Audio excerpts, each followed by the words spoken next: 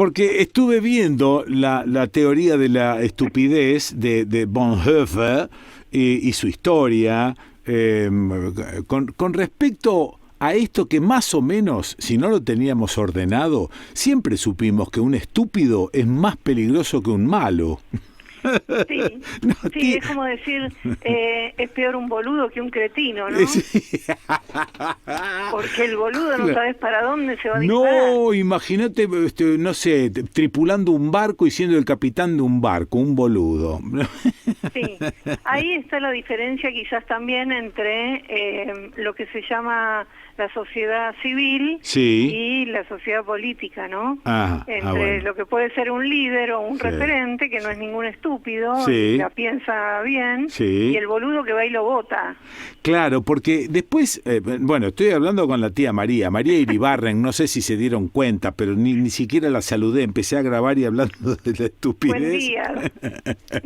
Bueno, no, me quedé, viste, pensando en que sí, de esas cosas que tenemos, a veces cuando estoy desordenado, ¿verdad? Pero a veces cuando leemos alguna cuestión de Borges, por ejemplo, o leemos a Borges, por ahí nos parece que eso ya lo pensamos. Lo que hace el escritor en ese caso es ser un gran ordenador de la cosa que ya veníamos intuyendo. Este Bonhoeffer, que murió durante la Segunda Guerra Mundial, ¿no? ¿Sí? Sí. Sí, bueno. Y se quedó pensando en cana, porque lo metieron en cana por pensar. Sí, lo mataron 5 minutos antes de que lleguen los yanquis. Ahí está, los famosos liberadores con los chocolatines. Sí. que arrojaban desde arriba de los tanques. Bueno, nada, se me mezclan un poco las cosas, tía, pero ¿qué relación tiene esto de la estupidez, la inteligencia, con nuestra cultura y nuestra necesidad de preservación de nuestra cultura? Bueno, estamos en un momento de profunda estupidez por parte, pareciera, del mundo de la política, Sí. de la política pública. Sí. Y habrás visto en las redes sociales, en los medios sociales, Sí. no así en las radios, se habla poco de esto, Ajá. de el apagón cultural. Evitemos el apagón cultural. Hay Sí. mucho flyer, mucha foto, mucho manifiesto, sobre todo de asociaciones de productores culturales. Sí. ¿Y en qué consiste esto del apagón cultural? ¿Qué pasa o qué puede llegar a pasar? Bueno, la historia empezó en el año 2017, cuando el gobierno de Macri, Sí. en realidad su ministro de Cultura, Beluto, y el ministro de Economía, impulsaron la aprobación de una ley por parte del Congreso, Sí. que le puso un plazo de vencimiento a las pocas leyes que estaban vigentes de asignación específica Sí. que permiten, aún hoy, el financiamiento del cine, por ejemplo, Sí. dispuesto a través de leyes de fomento específicas. Pero esto era netamente para achicar el gasto en todo caso. Mira, esto era un proyecto de bajar lo que se llama una reforma tributaria para eliminar impuestos de bajo potencial recaudatorio. Ahí está. ¿Por qué? Porque todo lo que son las leyes de fomento de actividades culturales implican que cada sector tiene leyes propias, el cine las suyas, Sí. el libro las suyas, Sí. el teatro las suyas, pero implica gravar determinadas actividades y esos gravámenes se asignan específicamente a esa actividad. Por ejemplo, en el caso del cine, cada entrada que se vende para cualquier película que se proyecta en sala comercial está grabada con un 10%. Ese 10% va al INCA, al Instituto de Cine, directamente para aportar a la producción cinematográfica. ¿Qué más? ¿De dónde más sale la guita del INCA? Bueno, hay otro gravamen que es el impuesto a los alquileres de DVDs. cada vez que se alquila un DVD, cosa que, bueno, ahora no sucede mucho, sí. Salvo para determinadas actividades, sí. también hay un 10% en ese alquiler que va al Inca. Y luego hay un gravamen que es más importante, que es el 25% de todo lo que recauda el ENACOM, el Ente Nacional de Comunicación, por la facturación bruta de los canales de televisión. Claro, claro, está bien. Bueno, entonces, de esa manera se crea un fondo que no depende de Hacienda, es decir, cuando la gente dice, no, bueno, pero están pensando en el cine, y ese cine que no ve nadie, y hay que hacer hospitales y escuelas. Momento, muchachos. Claro, la guita del cine sale de estos gravámenes, no es guita que salga del Tesoro Nacional. Claro, claro, claro. Y eso, no es guita que salga del presupuesto. Pero ese plan que tenían ellos, digamos, de derogación o terminación, ¿cuándo vence? Bueno, el tema es que lo que hicieron, en general hay muchas cosas que tienen un plazo. Por ejemplo, las sociedades comerciales, viste que vos constituís una sociedad comercial y esa sociedad tiene un plazo de caducidad. En algún momento tenés que renovar esa sociedad. Los derechos de autor tienen un plazo de caducidad. En fin, hay muchas cosas que tienen por ley plazos de caducidad. Bueno, lo que hizo finalmente el macrismo, que el 27 de diciembre de 2017 promulgó esta ley, o sea, entre gallos y medianoche, y no solo el macrismo, porque se votó por unanimidad en el Congreso. Bueno. Guarda el hilo con esta cosa. Cuando revisemos la historia, guarda con estos detalles. Lo que le hizo fue ponerle un plazo de caducidad a estas leyes de fomento, a estos gravámenes, que termina el 31 de diciembre de 2022. ¿Vos me querés decir que la cultura en general se queda en pelotas ahora en diciembre? No, yo te digo lo que se queda en pelota. Se queda la producción cinematográfica, el fondeo de los institutos nacionales de la música y del teatro, las producciones del Sistema Nacional de Medios Públicos y el funcionamiento de la Defensoría del Público de Servicios de Comunicación Audiovisual y todo el fondeo que sostiene el sistema de bibliotecas populares. Bueno, 1.200 bibliotecas populares en todo el país. Sí, buena parte de lo que llamamos la estructura cultural. Sí. Claro. Te diría que todo. Bueno, todo este despelote empezó a tener notoriedad porque sobre todo el campo audiovisual empezó a moverse. Ya desde el año pasado se viene moviendo. Y reclamándole al que en ese momento era el presidente del instituto, Luis Puenzo, Luis Puenzo no hizo lugar a esta urgencia, a esta demanda de hacer algo urgente, y bueno, el campo audiovisual terminó pidiendo la renuncia y obteniendo la renuncia de Puenzo. Ahora, por otro lado, hay un proyecto presentado en la Cámara de Diputados, impulsado entre otros por el diputado Pablo Carro, un diputado del Frente de Todos, que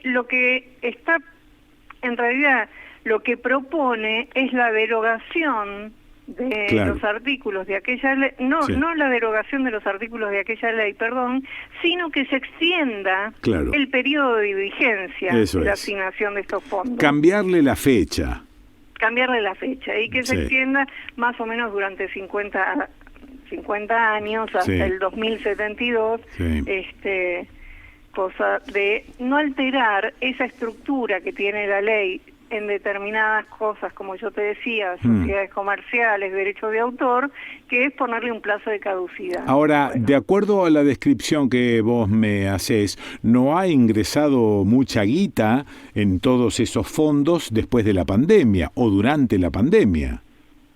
Porque mucha de esa guita se la pone el usuario, ¿no? Pensá que por parte de los canales sí ingresan fondos. Claro, sí. parte de los canales sí. Por parte de los canales sí ingresan fondos y es una parte importante.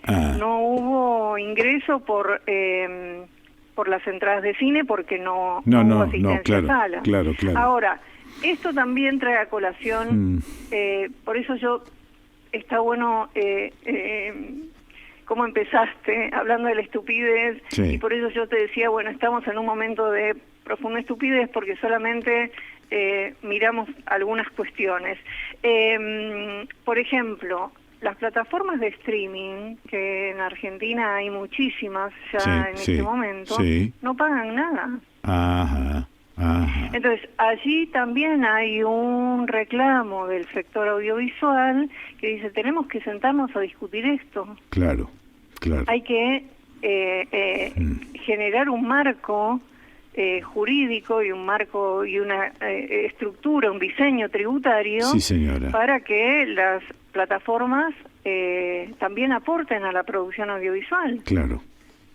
Porque por otra parte, y que de alguna manera regule la participación de artistas, técnicos, lo que fuera, argentinos en esas plataformas. Porque, por ejemplo, Netflix ha estrenado una serie de cosas producidas en Argentina, como en distintos países. Sí.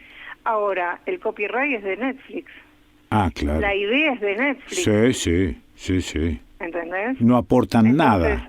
No queda nada. Claro, no aportan nada. Te pagaron el sueldo y chau, adiós. Sí.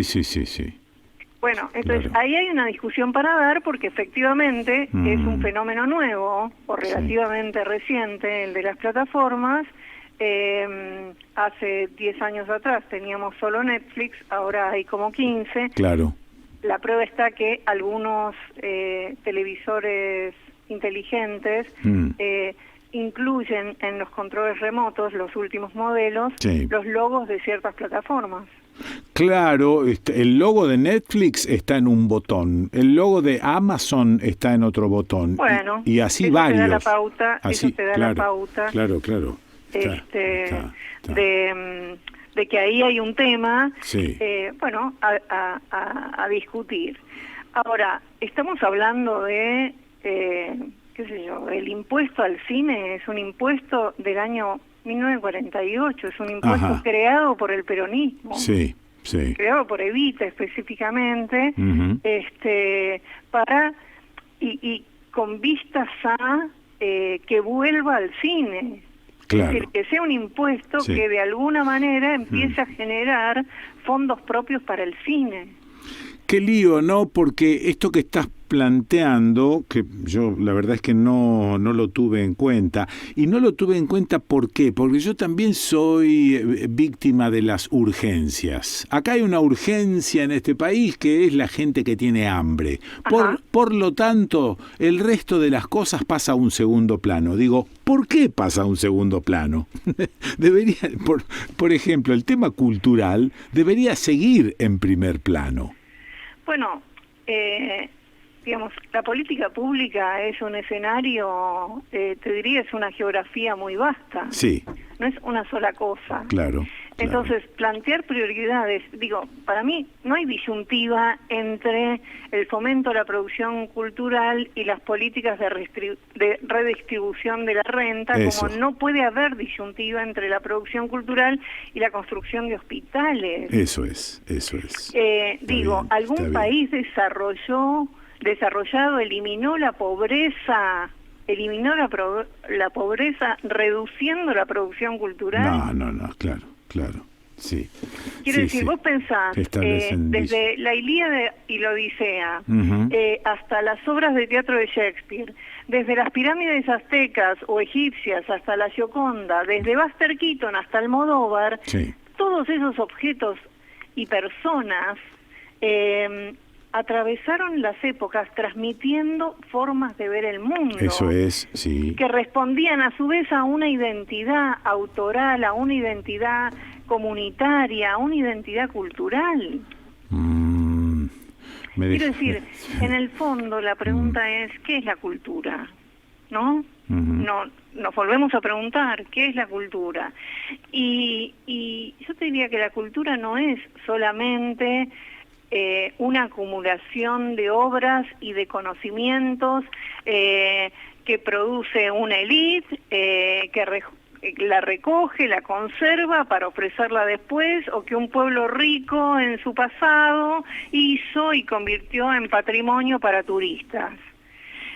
La cultura me parece que tampoco se limita al acceso a las obras de arte. Claro. La cultura es, sí. te diría, la memoria histórica, ese tejido que habla de las formas de hablar, de las formas de mirar, de las formas de cantar, de las formas de tejer, de las formas de comer. Es también la memoria de los ausentes, de las luchas, de las resistencias. La cultura es todo eso. No hay sociedad humana sin cultura, ¿no? Sí. No, para mí es nuevo. Es nuevo el hecho de incorporar un pensamiento respecto a esto en medio de la situación en la que vivimos, en medio de la hipocresía en la que vivimos. Me parece que esto no tiene mucho lugar. Si vos no lo marcás, por lo menos en mí, no tiene mucho lugar. Yo estoy confesando lo que siento, lo que me pasa cuando contás, cuando decís, sí, cuando revelás, ¿no? Sí, y yo te diría una cosa, no tiene lugar y volvemos a la estupidez, o si querés a la hijaputez, porque no tiene lugar desde una política pública que efectivamente está urgida por solucionar problemas de redistribución de la renta, de ingresos, en fin, una serie de cuestiones. Ahora, tampoco tiene lugar en la discusión de las izquierdas, de los grupos de las organizaciones sociales, digamos, salvo los grupos, las asociaciones de productores, los que están involucrados directamente. No es un debate que le importe a nadie. Ahora, yo te digo una cosa, 1.200 bibliotecas populares en todo el país. Sí. Que en muchos casos está la biblioteca popular con conexión a internet y no hay universidad, no hay escuela, no hay librería, solo está la biblioteca popular en ese pueblo. Eso es, sí. Es decir, que una biblioteca popular no solamente cumple la función de ofrecer un libro a la comunidad, muchas veces cumple otro tipo de función. Lo mismo que las escuelas en ciertos barrios o en ciertos pueblos, ¿no? Función de socialización, función de conexión con el resto del mundo. Sí. Es como, son esos lugares, esos espacios que funcionan como el narrador en otros tiempos, ¿no? El que venía y contaba los cuentos de sus viajes, el viajero. Sí. La Biblioteca Popular es uno de esos espacios. Qué loco. Bueno, lo que pasa que a medida que voy escuchando, voy pensando algunas otras cuestiones y digo, a ver, a nosotros por lo menos a mí, no me cuesta mucho hablar de nuestra dependencia, ¿no? Y decir, los verdaderos dueños de la cosa, bueno, no están acá. Y los dueños de acá son medio alcahuetes de los que no están acá. Y son pocos y concentran todo. Y cada vez que hablo de la dependencia siempre me remito a la parte económica, a lo que se va por los puertos, a todas esas cuestiones, a la falta de soberanía, pero resulta ser que por ahí me parece que fui también un estúpido al pensar que solo se remite a la parte económica, porque el verdadero dueño también se encargó de un cierto vaciamiento cultural e identitario, ¿o no? Bueno, en ese sentido, podríamos hacer 3 programas con este tema, ¿no? Por ahí podríamos continuarlo, pero vos pensá en el impacto que tiene, el impacto en el Producto Bruto Interno que tienen ciertas producciones culturales. Por ejemplo, ni que hablar el libro, pero imagínate un rodaje. Ajá. Un rodaje en San Marcos Sierra. Sí. Cae un equipo que viene de Salta o de Buenos Aires o de Misiones. Sí. ¿No? Bueno, tienen que alojarse en hoteles, en hosterías, tienen que comer, tienen por ahí que trasladarse, entonces necesitan remises, fletes, una serie de cuestiones. Todo eso genera movimiento económico. Claro, claro. Indudable. Eso es el cine. Indudable. Eso es el cine. El cine no es solamente el tipo que está detrás de cámara, el guionista, la actriz, el actor. No. El cine genera un ecosistema que en cada rodaje, lo mismo que la televisión o bueno, como sea que se llame ahora, pero las filmaciones en exteriores generan un movimiento económico que incluye la hotelería, la gastronomía, la movilidad, los traslados, sí, incluye un montón de cosas. Sí, okay. Ni que hablar ropa, bueno, y laburos varios, ¿no? Sí. Entonces, digo, para cerrar un poco por lo menos este primer capítulo, quería referirte 2 cosas que en 2001 propuso la UNESCO como Declaración Universal sobre la Diversidad Cultural. Se puede, el que esté interesado, el oyente que esté interesado, el oyente que esté interesada, puede buscarlo en internet, pone UNESCO Declaración Universal por la Diversidad Cultural 2001 y aparece. Son 4 hojitas, muy poquito, pero me interesa tomar 2 cosas que dice allí la UNESCO. No estoy hablando de la Cuarta Internacional. La UNESCO dice: los derechos culturales son parte integrante de los derechos humanos, que son universales, indisociables e interdependientes. El desarrollo de una diversidad creativa exige la plena realización de los derechos culturales, tal como los define, bueno, la Declaración Universal de Derechos Humanos y una serie de pactos que menciona ahí.